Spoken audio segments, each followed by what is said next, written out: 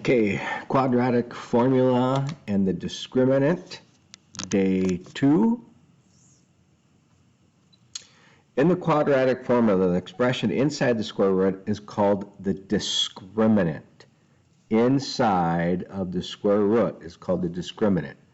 The b squared minus 4ac is called the discriminant. The discriminant, b squared minus 4ac, tells us how many solutions, roots, the quadratic has. Okay, if the discriminant is positive, there'll be 2 roots.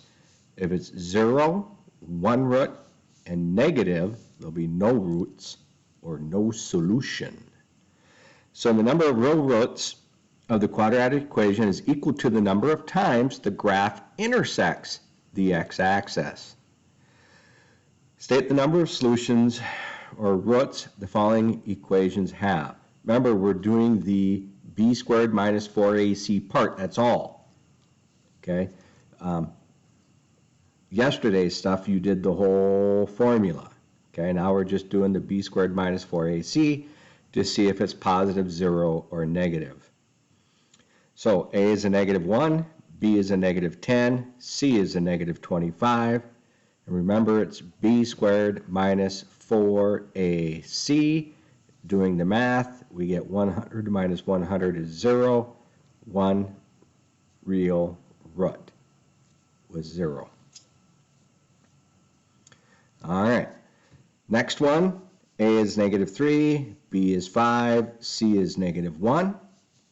And b squared minus 4ac, math, 13. The square root of 13 is going to be a positive, remember it's plus or minus, so there's 2 real roots.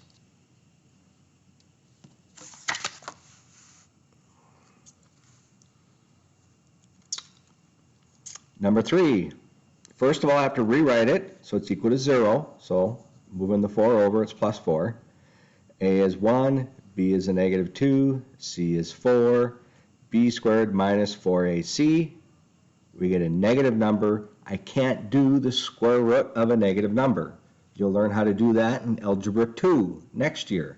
So there's no roots.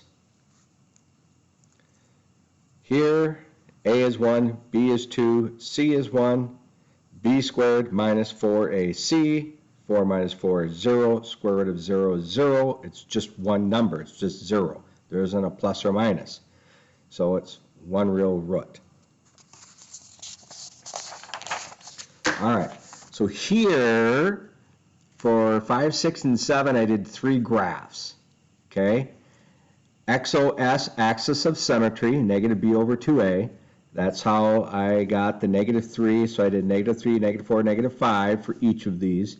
The only difference is the plus 3, plus 9, and plus 10, and that just shifts the graph up and down.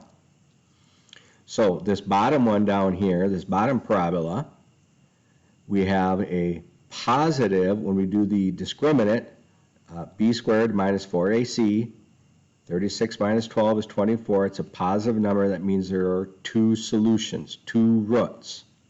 Okay?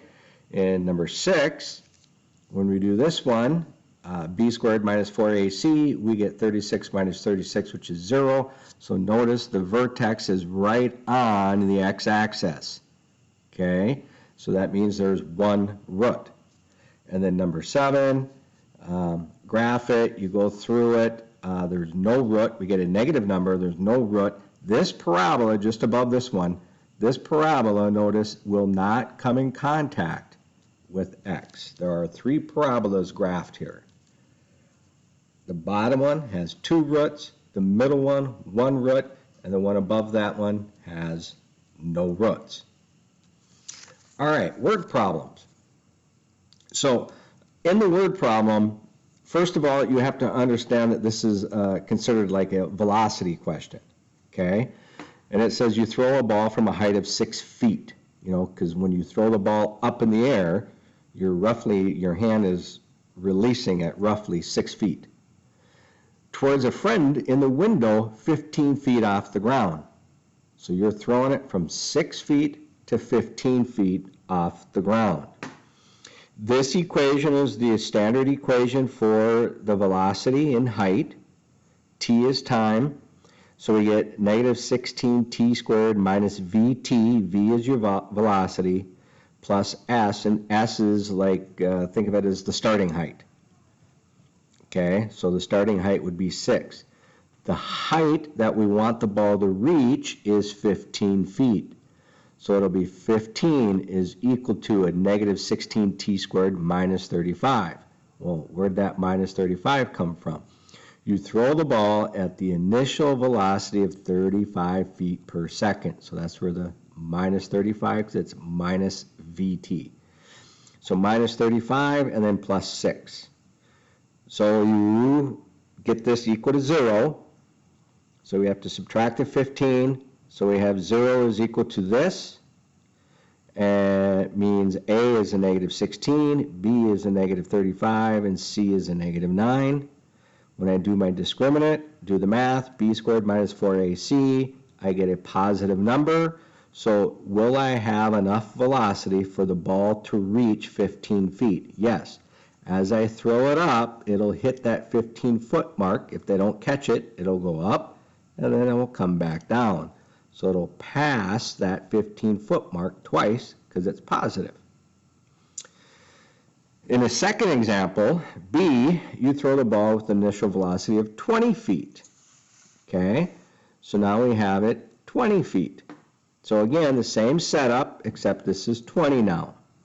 Still throwing it, want the ball to reach a height of 15 feet, and you're throwing it from 6. So here's your equation when you solve it.